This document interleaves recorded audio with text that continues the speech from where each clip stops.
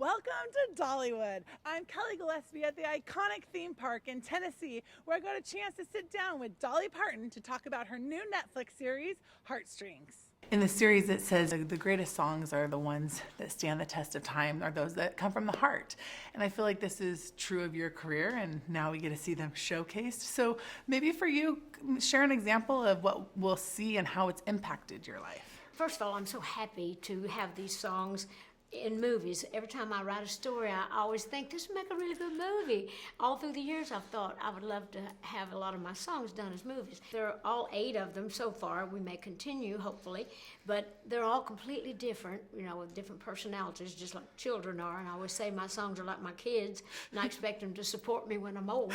But anyway, the fact that we captured all this, we used different directors, different writers on the individual songs, and so they all had their own little personality. But songs like Jolene, for instance, people they won't know what to expect because it's a little different than what people think. It's just amazing to me to be able to have them out there and to let people see them.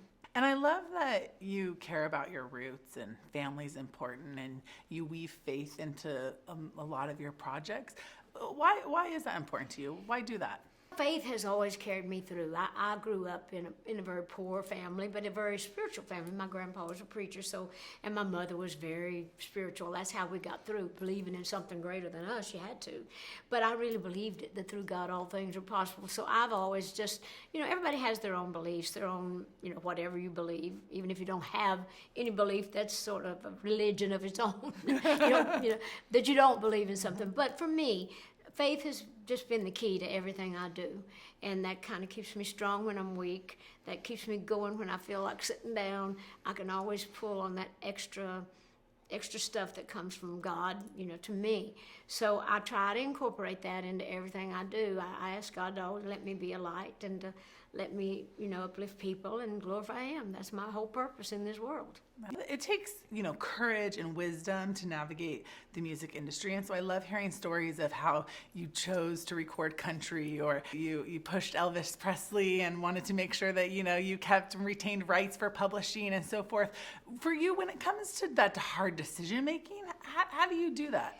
Well, that was an easy one because that was my number one. I'd already had a number one song on I Will Always Love You when Elvis wanted to record it. It wasn't about Elvis, it's Colonel Tom, his manager, which I admire him. He's a manager. You got to go get the best deals you can for your artist.